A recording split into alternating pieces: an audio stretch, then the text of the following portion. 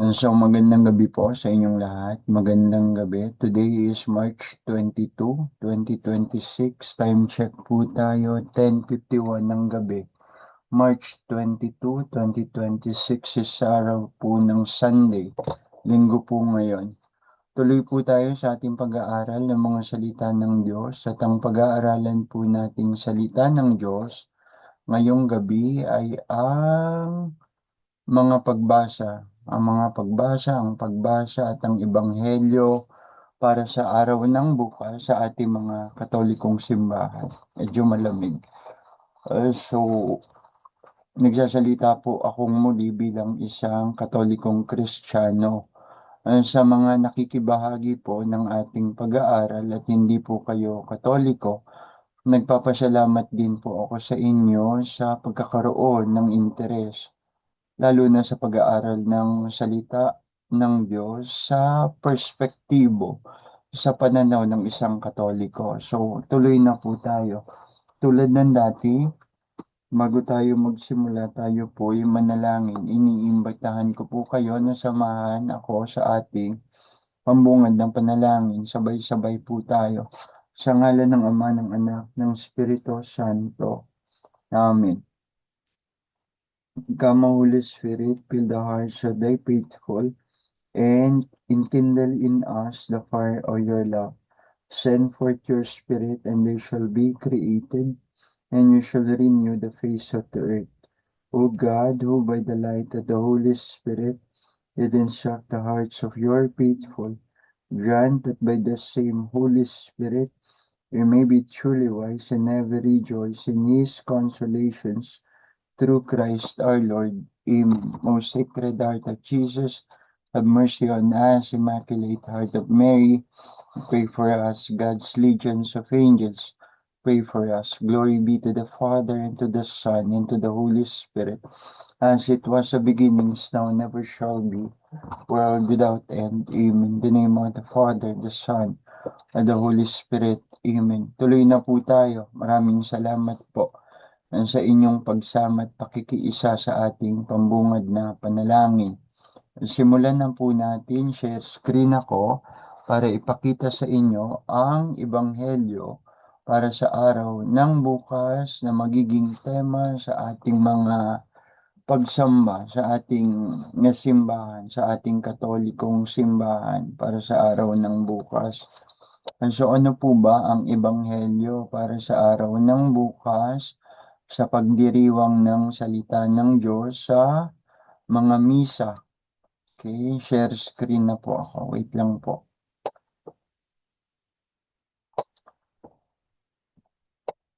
Okay, okay. Ito po siya. Siya ay hango mula sa aklat ni San Juan, Kabanata 8, mga talata 1 hanggang 11. Simulan na po tayo.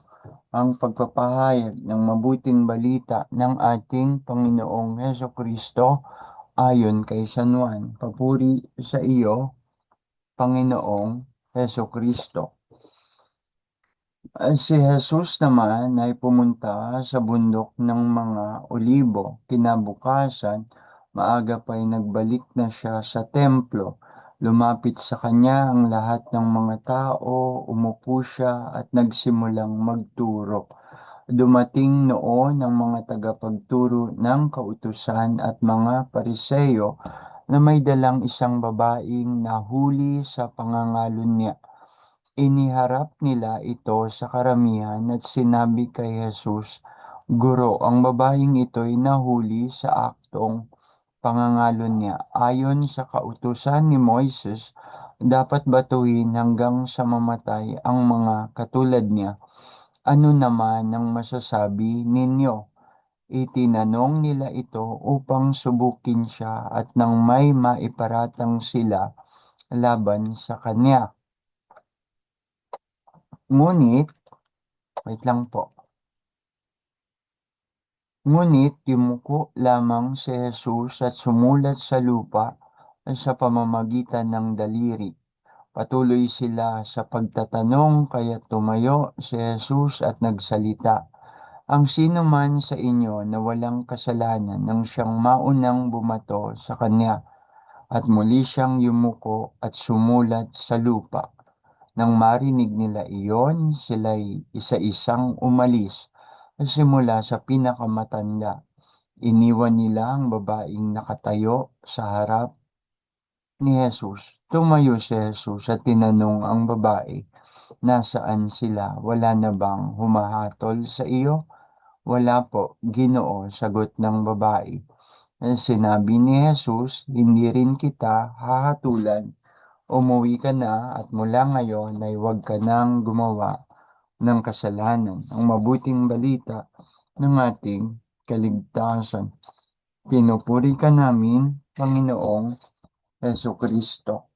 And so iyan po ang ating ebanghelyo na magiging tema sa pagbasa ng mabuting balita bukas sa ating mga Katolikong simbahan. Tungkol po iyan sa pangyayari na pagkagaling ni Jesus sa bundok ng mga Olibo, siya'y muling nagbalik sa templo upang magturo. At habang siya'y nagtuturo, dumating ang mga tagapagturo ng kautusan at ang mga pariseyo, mga eskriba at pariseyo, at may dala silang babaeng nahuli sa pangangalon niya. Tapos, tinanong nila si Jesus. I-highlight na po natin. I-highlight na po natin. I-highlight na po natin. Wait lang po. I-highlight ko po itong talata 3 hanggang talata 3 hanggang 6. Ayan, naka-highlight na siya. Ini-highlight ko po iyang talata 3 hanggang 6 ng Kabanata 8 ng ating pinag-aaralan at pinag-uusapan mula sa Aklat ni San Juan. Muli, Kabanata 8 iyan, mga talata 1 hanggang 15. Hinighlight ko po yung talata 3 hanggang 6. Okay? Ano ang nakalagay sa talata 3 hanggang 6? Dumating noon ang mga tagapagturo ng kautusan at mga pariseyo na may dalang isang babaeng nahuli sa pangangalon niya. Iniharap nila ito sa karamihan at sinabi kay Jesus, "Guro, ang babaeng ito'y nahuli sa aktong pangangalon niya. Ayon sa kautusan ni Moises, dapat batuhin hanggang sa mamatay ang mga katulad niya. Ano naman ang masasabi ninyo?" Itinanong nila ito upang subukin siya si Jesus at nang may maiparatang sila laban sa kanya, laban kay Jesus. So muli, hindi nagbabago ang pamamaraan ng mga eskriba at pariseyo na galit kay Jesus. Lagi nila siyang sinusubukan, lagi silang naghahanap ng pagkakataon kung saan maipapahamak nila si Jesus. Okay? Kapag sinabi ni Jesus, "Sige, batuhin niyo siya hanggang mamatay." Lalabas, si Jesus ay isang tao, si Jesus ay isang guro. Nagtuturo si Jesus sa mga tao, isang guro na walang awa sa kapwa. Iyon ang mangyayaring lalabas. Yun ang maipararatang nila kay Jesus sa aking pananaw, sa aking paningin. Kung sasabihin ni Jesus, "Sige, batuhin niyo siya ayon sa kautusan ni Moises. Batuhin niyo siya hanggang mamatay." Lalabas si Jesus. Walang awang tao, walang awang guro. At sa atin, walang awang Diyos, walang awang Panginoon. Ngunit kung sasabihin naman ni Jesus, wag niyo siyang batuhin hanggang mamatay. Ayon sa isinusulat ng batas ni Moises, lalabas si Jesus ay una, nilalabag ang kautusan. At ang mga Hudyo ay may malaking pagpapahalaga sa kautusan ni Moises. May malaking pagpapahalaga ang mga Hudyo sa kautusan ni Moises. Kung sabihin ni Jesus, huwag lalabas, si Jesus ay konsentidor. Konsentidor sa mga taong gumagawa ng mga kasalanan, mga paglabag sa batas ni Moises. Siya'y konsentidor, siya hindi makatarungan dahil hindi siya makatarungan dahil hindi siya sumusunod ayon sa batas na kanilang pinagpapahalagahan. Stop share na po ako. Stop share na po ako. So yun ang kanilang panunubok. Guro, ang babaeng ito'y nahuli sa aktong pangangalo niya. Siya'y nangangalo niya. Huli sa akto. Ngayon, ano pong masasabi niyo? Ayon sa kautusan ni Moises, siya'y dapat batuhin hanggang sa mamatay. Ano masasabi po ninyo? So bilang panguhuli kay Jesus, bilang paghahanap ng ikakapahamak ni Jesus, yun ang tanong nila. Kapag sinabi ni Jesus muli, sige, batuhin niyo siya hanggang mamatay ayon sa kautusan ni Moises. Lalabas si Jesus, walang awang guro. Si Jesus, walang awang tao. Si Jesus, walang awang Diyos sa ating pananaw, sa ating tingin bilang naniniwala na si Jesus ay anak ng Diyos, ang ikalawang persona ng Triune God. Pero kung nasabihin naman ni Jesus na wag niyo siyang batuhin, lalabas si Jesus ay walang pagpapahalaga sa kautusan ni Moises at ang mga Hudyo ay may malaking pagpapahalaga sa mga kautusan, lalo na sa panahon ni Moises. Okay. So yun ang lalabas. Sabi, huwag kang humatol ng hindi kahatulan.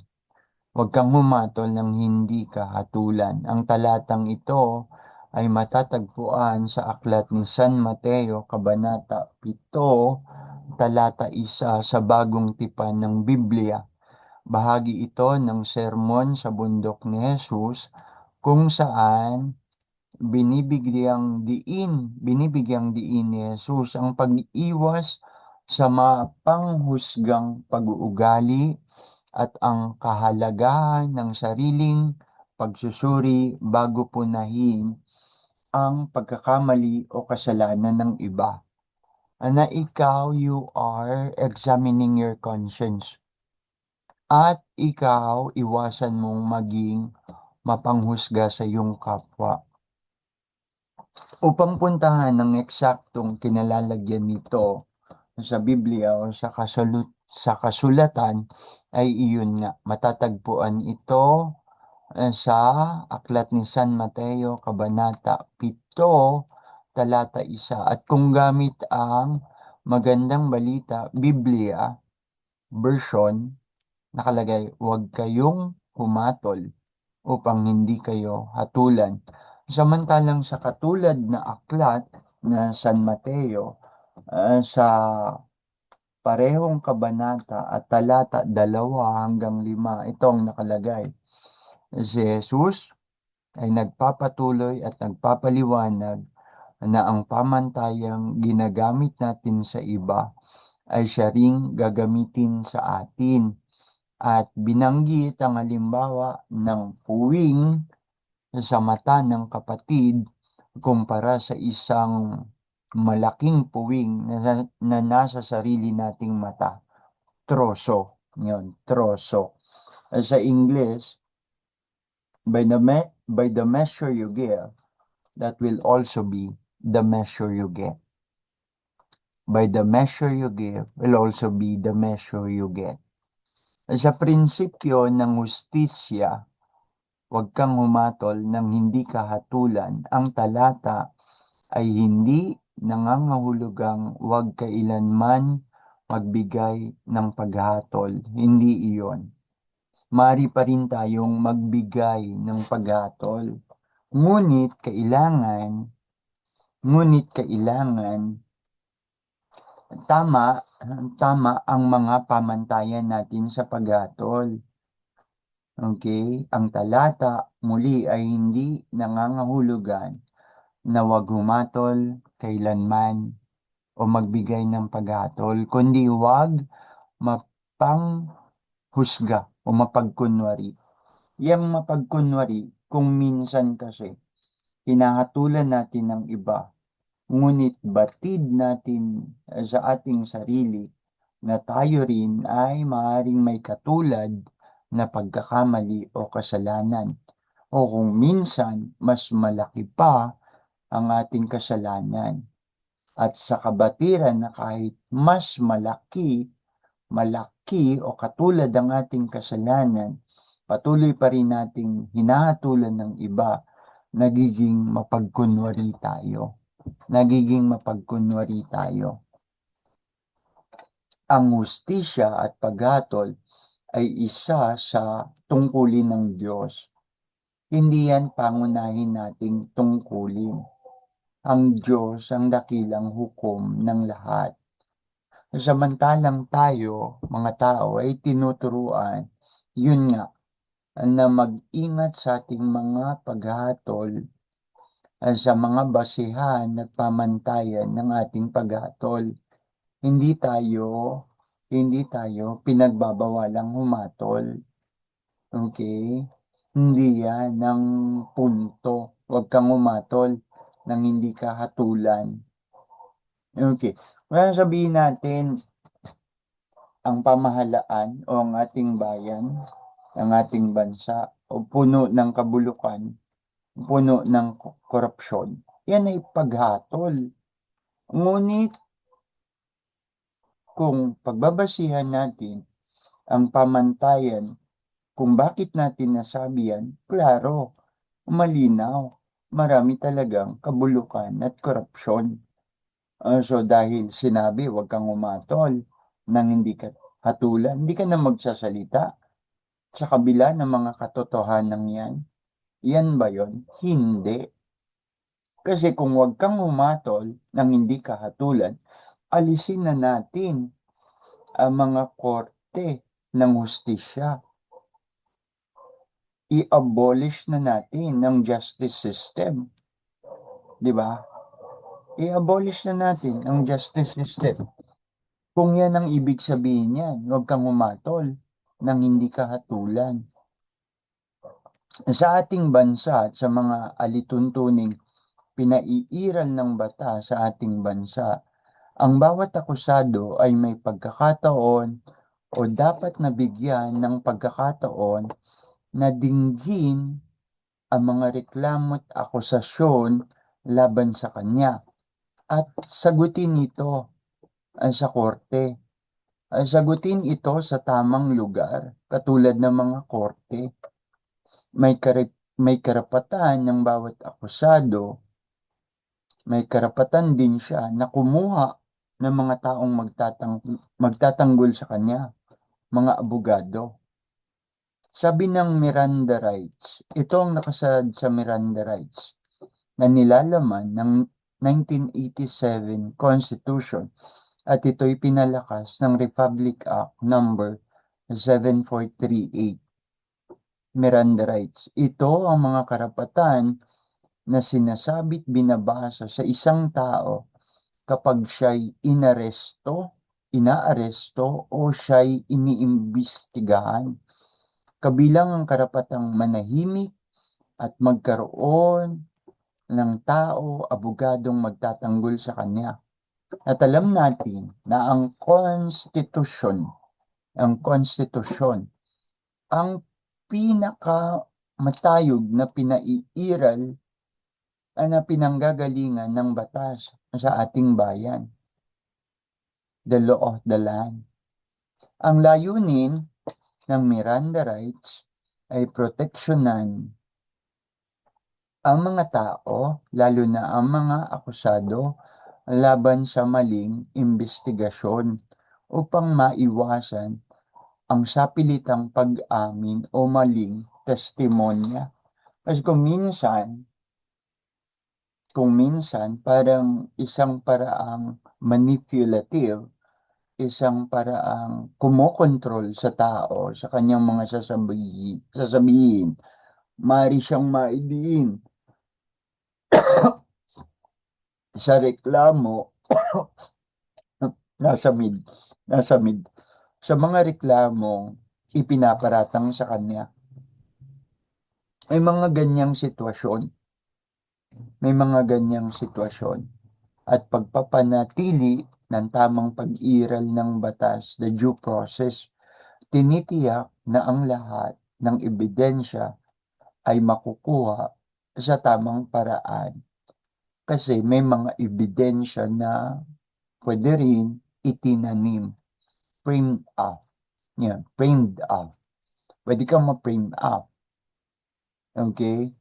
Sumunod, una, proteksyon laban sa maling investigasyon, dulot ng mga manipulative o mga control na pagtatanong. Pwedeng tanungin ka in a manipulative order or in a controlling manner. Nangyayari yan at pwedeng mangyari yan. Ang sumunod, pagpapanatili ng due process ng tamang pag-iral ng batas. Okay? Paggalang sa dignidad ng tao, binibigyang halaga ang karapatan ng bawat isa kahit pa siya'y pinaghihinalaang gumawa ng isang krimen. So parang alabas, allegations muna. Kaya nga ang tawag is suspect. Okay, suspect. Hindi pa hindi pa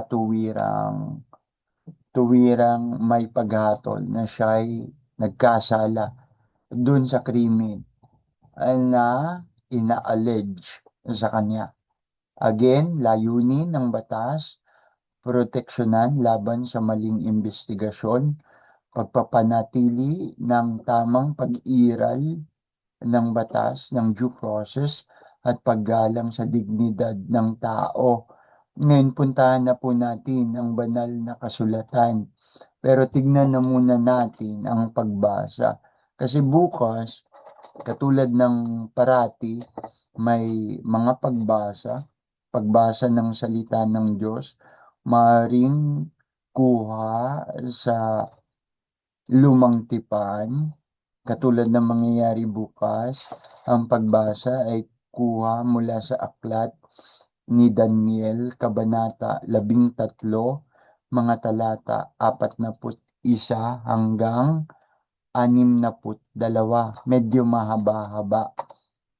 Hindi nyo ito matatagpuan, hindi nyo ito makikita sa ibang salin ng Biblia, itong chapter 13 at chapter 14 ng aklat ng Daniel, sapagkat sila ay naging karagdagan ng aklat ni Daniel sa Griyegong salin. Tinatawag ng ating simbahang Katolika bilang Deuterocanonical Books. Deuterocanonical Books. The meaning and significance to our Catholic Christian faith, itong mga Deuterocanonical Books, assignment nyo na lang po. Okay? Of course, masasagot ko yung tanong, ano ba itong mga Deuterocanonical Books ng ating simbahang Katolika na hindi kinikilala ng ibang sekta ng relihiyon? Kaya pag tinignan niyo yung Deuterocanonical Books, ang aklat ni Daniel, Kabanata 13 at 14, hindi niyo po iyan makikita. Makikita niyo yan sa mga Katolikong Biblia, kung saan kasama pa rin ang mga aklat na tinatawag na Deuterocanonical Books. Okay? So, hindi nyo makikita yung chapter 13 at chapter 14. Pupuntahan natin yung pagbasa na yan. So, bukas, katulad ng lagi, may mga pagbasa maaari mula sa lumang tipan at maaari rin naman ng pagbasa ay sa bagong tipan, katulad ng galing sa mga gawa ng mga apostol, mga sulat ni San Pablo, etc., etc. So, basahin natin ng buo ang pagbasa bukas mula sa aklat ni Daniel, Kabanata 13, mga talata 41 hanggang 62. Puntahan po natin. Bakit ko babasahin? Kasi mabibigyan ko ng koneksyon ang Ebanghelyo bukas, the Gospel, dun sa first reading. Bibigyan ko po ng koneksyon. So, ngayon, ang siste, ito po ay nasaling English kasi wala po akong Bible version na Tagalog ng isang Katolikong Biblia sa lumang tipan. Okay? Ng lumang tipan, I'm sorry. Ng lumang tipan. Babasahin ko po ng English. She refused to tell us. Yan ang sabi. Ang pagbasa mula sa aklat ni Daniel, Kabanata 13, mga talata 41 hanggang 62. She refused to tell us. That is our evidence. Sino nagsasalita? Ito po ay dalawang elders. Okay, dalawang matatanda ng bayan ng Israel. Nasa lumang tipan po tayo ha. Itong dalawang matatanda na ito ay hinirang ng mga hukom ng bayan. Okay? Itong dalawang matatanda na ito. At ano ang kanilang unang sabi? She refused to tell us. That is our evidence. Ito po kasing partikular na aklat na ito sa Kabanata 13 at 14. 13. Okay? Tungkol ito sa isang babae na ang pangalan ay Susana, na ang akusasyon sa kanya ay hindi wasto. Inakusahan siya ng dalawang matatanda ng Israel na hinirang na hukom ng bayan. Ngunit ang kanilang akusasyon ay mula rin naman ang sarili nilang pagkakamali o kasalanan. Sila ay what? Sila ay may interest, lustful interest sa, sa babaeng si Susana. Meron silang lustful interest sa babaeng si Susana. Hmm, tawag dito sa lustful. Maruming, maruming pagnanais sexual sa babaeng si Susana. Okay, itong dalawang matandang ito. Basahin nyo sa Bibliang Katoliko, sa Lumang Tipan, Kabanata 13, talata 41 hanggang 62. Ang nasa akin ay English translation, Catholic Bible, Christian Community Bible, Pastoral Edition, Catholic Pastoral Edition. Mabasahin ko po. She refused to tell us. That is our evidence. Yun ang kanilang paratang kay Susana. Ayaw niyang sabihin sa amin. Yun ang aming ebidensya laban sa kanya. Since they were elders of the people and judges, the assembly accepted their word. Susana was condemned to death. She cried out as she could, Eternal God, you know all secrets and everything before it happens. You know that they are given false evidence against me, and now I must die. Innocent as I am of everything their malice has invented against me. The Lord heard her cry, the cry of Susanna, and as she was being led away to die, God rose the Holy Spirit residing in a young boy called Daniel, who began to shout I am innocent of this woman's death. And this all the people turned to Daniel and asked, "What do you mean by that?"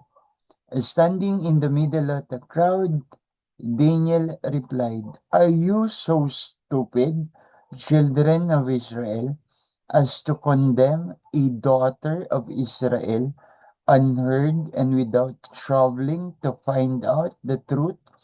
Go back to the scene of the trial. These men have given false evidence against Susanna." All the people hurried back, and the elders said to Daniel, "Come and sit with us and tell us what you mean, since God has given you the gifts that elders have." Daniel said, Daniel said, "Keep the men well apart from each other, for I want to question them." When the men had been separated, Daniel had one of them brought to him. "You have grown old in wickedness," he said, "and now the sins of your earlier days have overtaken you. You, with your unjust judgment, your condemnation of the innocent, your acquittal of the guilty, although the Lord has said, you must not put the innocent and upright to death. Now then, since you saw her so clearly, and tell me what sort of tree you saw them lying under." He replied, "Under an acacia tree." Daniel said, "Indeed, your lies recoils on your own head. The angel of God has already received from him your sentence and will cut you in half." He dismissed the man, ordered the other to be brought, and said to him, "Son of Canaan, not of Judah, beauty has seduced you, lust has led your heart astray. This is how you have been behaving with the daughters of Israel, and they have been too frightened to resist. But he is a daughter of Judah, who could not stomach your wickedness. Now tell me what sort of tree you surprised them under." He replied, "Under an aspen tree." Daniel said, "Indeed, your lies recalls on your head. The angel of God is waiting with a sword to rend you in half and destroy the pair of you." Then the whole assembly shouted, blessing God, the Savior of those who trust in him. And they turned on to the two elders whom Daniel had convicted of false evidence out of their own mouths. As the law of Moses prescribes, they were given the same punishment as they had schemed to inflict on their neighbor. They were put to death, and thus that day an innocent life, was saved. The word of the Lord. Thanks be to God. Thanks be to God. So yung dalawang matanda na hinirang na hukom na bayan ng Israel nung panahon ng batang si Daniel, kinasihan ng Panginoong Diyos si Daniel na magsalita sa ilalim ng kapangyarihan ng Espiritu Santo na sa atin tinatawag na cross-examination. Pinaniwala ang mabilis ng bayan ng paratang ng dalawang matanda dun sa babaeng si Susana. Pero ang paratang nila ay dahil hindi sila pinagbigyan ni Susana dun sa kanilang makalamang intensyon. Ayon, makalaman, lustful. Pinagnasaan kasi nila si Susana. At dahil hindi bumigay si Susana sa kanilang pagnanasa, pinrame out nila si Susana.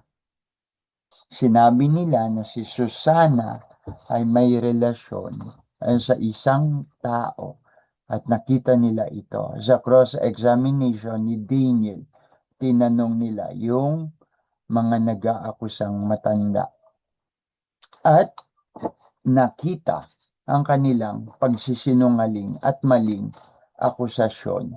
Ngayon, anong koneksyon niyan sa mabuting balita bukas? Ang mabuting balita bukas, muli ay pumapatungkol sa isang babae na hindi pinararatangan. Ay siya mismo ay nahuli na sa aktong pangangalon niya. At tinanong nila si Jesus upang uli hanapan si Jesus ng isang bagay na maipaparatang laban sa kanya na makapagpapahama kay Jesus. Ngunit ang sagot ni Jesus ay isang napakahusay, napakatalino. Of course, what do you expect from God? Ang sagot ni Jesus ay isang napakahusay at napakatalinong tugon. Okay? Ang sabi ni Jesus, pabayaan natin kung sino man sa inyo. Okay? Sinasabihan niya mga tao, ang sino mang walang kasalanan ay siyang unang bumato at walang nakabato dun sa babae. At least, naging totoo sila sa kanilang sarili. At least, naging totoo sila, ang mga tao, sa kanilang sarili. Walang nakabato sa kanila dun sa babae. At maaari, iyon ay dahil sa tinig ng kanilang budhi, dahil sa tinig ng kanilang konsensya. At nang mag-aalisan ng mga tao na walang bumato dun sa babae hanggang sa siya'y mamatay, dahil yun nga, hanggang sa siya'y mamatay, dahil yun nga ang hatol sa mga kasalanang katulad nung panahon nila. Okay, walang nakabato dun sa babae. Sinabi ni Jesus, ikaw rin. Sinabi ni Jesus, ikaw rin. Hindi rin kita hahatulan. Umuwi ka na at mula ngayon ay huwag ka nang gumawa ng kasalanan. So you see, maaari namang hatulan ni Jesus yung babae. Maaari niyang sabihin dun sa babae, you are guilty of the crime. You deserve to be put to death. Pwede naman yun eh. Pwede naman niyang hatulan. But you see, hindi rin kita hahatulan. Sabi ni Jesus, kahit meron siyang kapangyarihan, kahit meron siyang karapatang hatulan. Kasi si Jesus nga will come again to judge the living and the dead. Siya yung dakilang hukom natin. Ang dakilang hukom natin ay ang Diyos. At si Jesus sa kanya ipinagkatiwala ang paghahatol. Okay? Ang dakilang hukom. Si Jesus. Kaya lang, ang nangyari, si Jesus ay unang dumating sa atin. Hindi bilang hukom, hindi bilang judge. Ang unang pagdating ni Jesus ay bilang manunubos sa mga makasalanan, bilang manunubos, hindi bilang hukom. Yun ang una niyang pagdating as a savior, not a judge. Pero sinasabi ng ating credo, ng ating Catholic creed, as Jesus will come again to judge the living and the dead. Sa kanyang muling pagbabalik, sa kanyang second coming, hindi na siya savior. Isa na siyang hukom. Kaya pakaingat tayo sa ating buhay sa ngayon. Kahit mamatay na tayo, muling babalik ang Panginoon at bubuhayin ang lahat mula sa kamatayan upang hatulan. He will come again, Jesus will come again to judge the living and the dead. Not only the living, but also the dead. Okay? Upang hatulan ang mga nangamatay at nangabubuhay na tao. So pakaingat tayo para sa tagpong yan. Kahit mamatay na tayo, bago mangyari ang kanyang muling pagbabalik, hindi tayo makalulusot sa kanyang paghahatol. Kasi hahatulan niya pa rin kahit ang mga patay na. Hindi lang siya magbabalik upang hatulan ang mga buhay. So ngayon, koneksyon naman sa ating kapanahunan, marami pa rin guilty sa bagay na yan. Marami pa rin ang guilty sa bagay na yan. Mapanghusga at mapaghatol nang hindi sinusuri ang sariling konsensya, ang sariling budi. May mga, dediretsuhin na natin, may mga mambabatas, sinusulong nila, ibalik ang death penalty. Ibalik ang death penalty. At pagkatapos, ang kanilang claim, they are Christian. They are believers of the scriptures. Tapos, they are claiming to be believers of the Bible, of the scriptures, of the Holy Scriptures, pero isusulong nila ang parusang kamatayan. Pero sa testimony ng kanilang buhay, marami silang ginawang pagkakamali. Kasama dito ang mga pangangalon niya. So kung kasama sa pangangalon niya ang kanilang mga testimony, ang kanilang mga life testimony, kung kasama sa kasalanan nila ang pangangalo niya, ay sila ang unang-unang biktima ng kanilang pagiging mapaghatol. Ikaw pala sinabi mo, isa kang dating babaero, isa kang dating mangangalon niya, isa kang nagtataksil sa iyong asawa. Anong sabi ng scriptures? Anong sabi ng scriptures? Lalo na sa Old Testament. Anong sabi ng scriptures? Sa kautusan ni Moises. Sa Ebanghelyo ngayon, ang sabi, ayon sa kautusan ni Moises, ang mga nahuhuling nangangalon niya ay dapat na batuhin hanggang sa mamatay. Di ikaw na rin ang mismong humahatol sa iyong sarili. Hahatulan mo ang iba ng kamatayan. Tapos, nagbibigay ka ng isang testimony na sabihin mo sa luma mong buhay, ikaw ay isang mangangalon niya. So, ikaw rin ang naghatol, ang nagbigay hatol sa iyong sarili. Ikaw din dapat mamatay. Dahil sa iyong life testimony, ikaw ay isang mangangalon niya. So, ano ibig sabihin? Ang mga pamantayan natin sa paghatol, mag-ingat tayo dyan. For the measure you give will also be the measure you get. For the measure you give will also be the measure you get. Nahahatulan ka ayon sa ginamit mong pamantayan o panukatan. Doon ka rin nahatulan. So kung ang Diyos talagang mahigpit na Diyos, kung ang Diyos talaga hindi mabuting Diyos, lahat tayo talaga mauuwi sa isang hatol na talagang tayo ay mapapasama. All of us, one way or another, are guilty of something.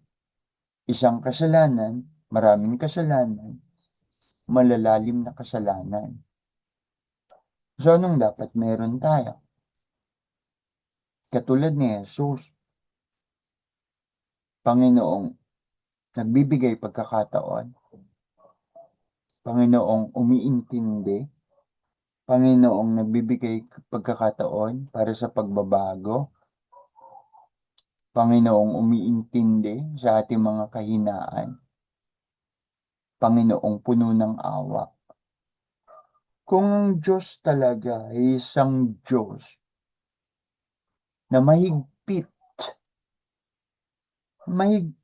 sa kanyang pamantayan, sa kanyang pagbibigay ng mga paghatol o judgment. Ang sino talaga? Ang sino talaga makaliligtas? Ang sabi, Lord God, if you mark out our iniquities, nobody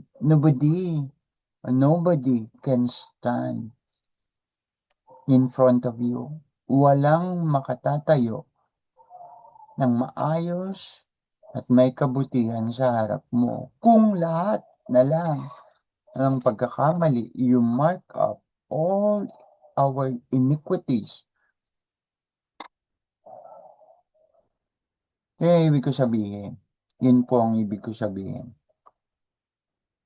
Ang Diyos ay maawain, ang Diyos ay mabuti, tama yon.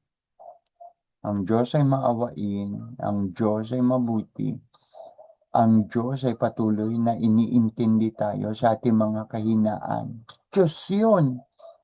Siya ang Diyos. Meron marami sa atin umaakto. Parang nagdudiyos-diyosan. Mapanghusga at mapaghatol. Mapanghusga, mapaghatol, na hindi naman pinag-iingatan ng kanilang mga paghatol. Ng mga Katoliko lang, common yan. Common ang paghatol sa atin. Kayong mga Katoliko ay sumasamba sa mga Diyos-Diyosan. Pagkatapos, yun ang kanilang hatol. At pagkatapos, ano naman, ayaw naman nilang makinig sa mga paliwanag. Ayaw din naman nilang tumanggap sa mga paliwanag na hindi totoo yan. Hindi totoo yan. Kung hahatulan niyo ko na ako ay idolatrous, sumasamba sa mga Diyos-Diyosan, sasabihin ko po sa inyo, hindi. At kaya kong kahit paano'y ipaliwanag sa inyo kung bakit hindi. Pero ang tanong, kayo ba naman? Kaya nyo ba namang tumanggap sa isang lehitimong paliwanag?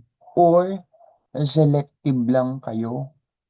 Pinipili nyo lang ang inyong mga gustong paniwalaan. Pinipili nyo lang ang mga gusto nyong paniwalaan. At pinaniniwalaan nyo lang ang mga gusto nyong paniwalaan. Pero paglaban na sa inyong personal na paniniwala, di nyo na matanggap, di nyo na maharap ang katotohanan. Diretsahan na lang po tayo. Kung nasabihin nyo sa akin, ako'y idolatrous, sumasamba sa mga Diyos-Diyosan, at alam ko sa aking sarili na hindi naman yan totoo, at may paliliwanag ko kahit papano kung bakit, kaya din po ba ninyo naharapin, natanggapin ang paliwanag ko? Kung hindi, sabihin ko, mali ang inyong paratang. Kayo ang nagkakasala ayon sa batas. Kung sinasabi nyo, ayon sa batas, idolatrous kami. Kung sasabihin ko naman sa inyong hindi. At kahit paano maipaliwanag ko. At maipaliwanag ko, ayon sa katotohanan at katwiran, kayo ba naman tatanggapin nyo? Kung hindi nyo tatanggapin, at lihitimo ang aking paliwanag, kayo nagkakasala ng isang kasalanan na huwag kang magparatang ng hindi totoo sa iyong kapwa. And thou shalt not bear false witness against your neighbor. Ikaw ang nagkakasala sa pagpaparatang mo ng mali at hindi totoo tungkol sa akin at hindi ako sa ipinaparatang mo sa akin. So, ganyan na nangyayari. Tapatan lang po tayo. Tapatan lang po tayo. Paulit-ulit, paulit-ulit. Minsan masakit na talaga, minsan nakakagalit. Ay iba, Ayaw lang nila kasi ng gulo, ayaw lang kasi nila ng pagtatalunan. Pero kapag sinabi mo yan sa isang katolikong hindi malalim na katoliko, na hindi alam ang buo o malalim na paniniwala sa paniniwalang katoliko, madali nyo silang maengganyo. Hindi totoo yung pinaniniwalaan mong Kristiyano, Katoliko. Dahil kayo sumasamba sa Diyos-Diyosan. Sabi mo kagad, oo nga no, oo nga no. Pero ikaw, hindi ka naman nag-aaral. Hindi mo naman talaga pinag-aralan ng malalim ang iyong pananampalatayang Katoliko. Kaya madali ka maengganyo. And so part of this is to challenge you. Part of this is to challenge you. Kung Katoliko ka po, aralin mo po ang iyong paniniwalang Katoliko bago ka magpadala sa mga panunulsol, bago ka magpadala sa mga maling akusasyon. Totoo ba yun? Sumasamba sa Diyos-Diyosan ang mga Katoliko? Ako bilang Katoliko, yun ba ang tinuturo sa atin ng mga pari na sumamba sa mga bultot imahe?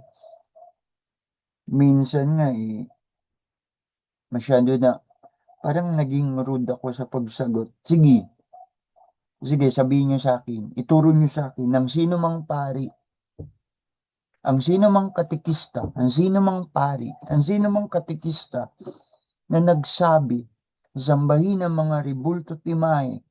Sabihin niyo sa akin kung sinong pari o kung sinong lehitimong katikista ang nagtuturo't nagsasabi na sambahin ang mga rebulto, ang mga imahe. Ituro niyo sa akin. Sabihin niyo sa akin mismo kung sino. At ako mismo ang kakalaban sa kanya. Meron po ba? Meron po ba? Sabihin nila meron. Pero pag chinek mo yung tao, hindi naman siya lehitimong Katoliko. Hindi naman siya lehitimong pari. Nagke-claim lang siya na Katoliko. Pero hindi naman.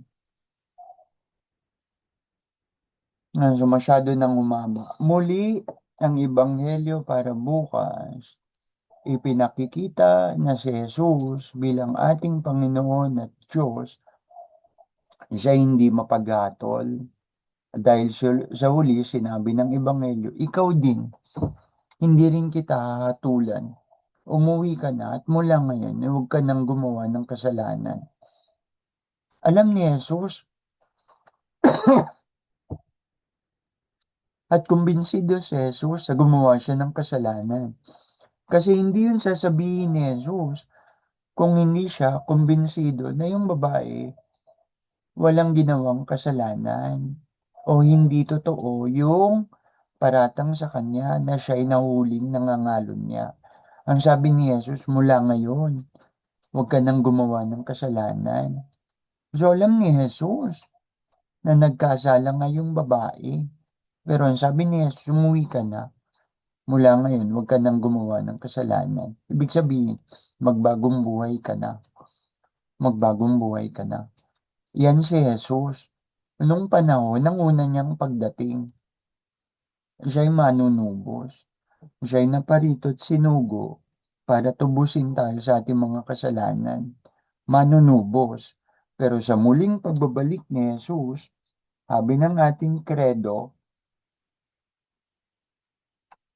ipahayag natin ang ating pananampalataya.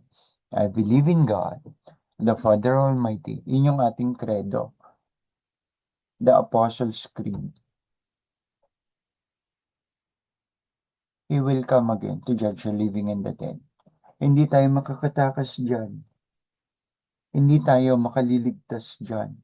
Kahit mamatay na tayo, bago ang muli niyang pagbalik niyang muli, huhukuman niya kahit ang mga nangamatay ng tao.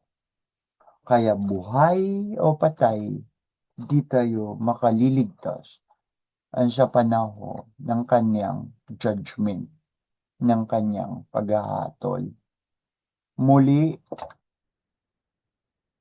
hindi sinasabing mali ang magbigay hatol. Ang sinasabi ng Ebanghelyo, usisain natin ang ating budi. Let us examine our conscience. Huwag yung hindi natin sinusuri ang ating budi. We do not examine our conscience and then basta-basta tayo magbigay hatol sa ating kapwa. Handaan natin muling mabuti. By the measure you give will also be the measure you get. At least naging tapat yung mga tao na iniwan nila si Jesus at yung babae. Iniwan nila yung babae na hindi nila binato hanggang sa mamatay. At yun ay maaari talagang nakita nila ang kanilang mga sariling kasalanan at pagkakamali. Kaya mahalaga talaga ang pagsusuri ng ating budi, the examinations of conscience. Ngayong panahon ng Lent, the same invitation is still the same. Let us examine our conscience, let us pray, let us repent, let us believe the gospel. Magdasal, magsisi sa mga kasalanan, at gumawa ng mga gawain nagbibigay awa sa kapwa kasama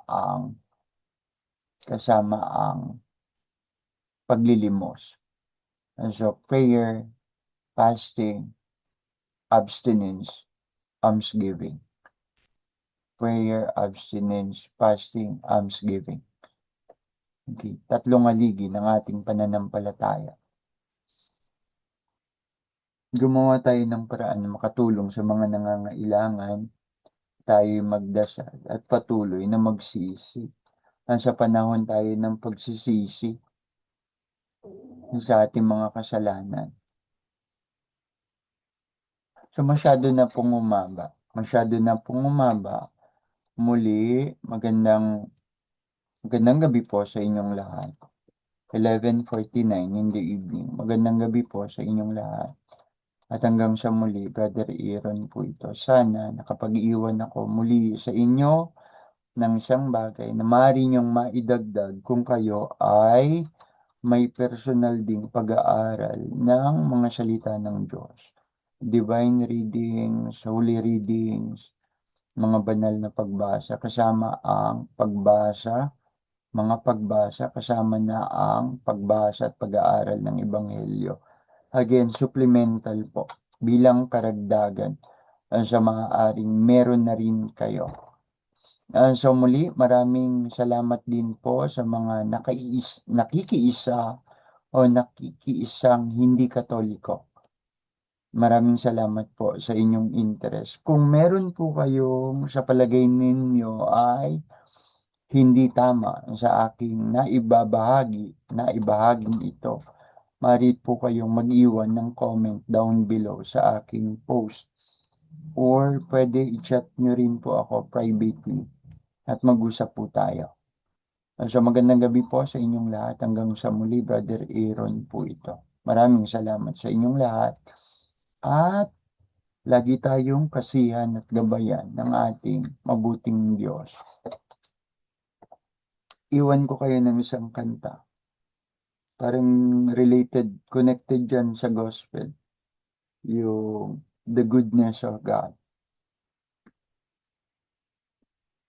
Born again Protestant song or composed by a Protestant. Perhaps.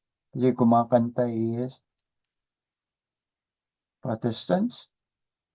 I love you, Lord, for your mercy never fails me. Okay. I love you, Lord, for your mercy never fails me. Yeah, something like that. the goodness of God. Mabuti ang Diyos. Samantalahin natin ang kabutihan ng Diyos. Samantalahin nating mabuti ang kabutihan ng Diyos, ang awa ng Diyos. Mag-isip-isip tayo sa ating buhay, saliksikin natin ang ating budit, konsensya ng palagian para hindi tayo tuluyang mawalay sa Diyos. Kasi pag nawalay tayong tuluyan sa Diyos, ikapapahamak talaga natin yan. Yan na po ang huling salitang maiwan ko sa inyo. Magandang gabi po, Brother Iran. Hanggang sa muli. God bless us.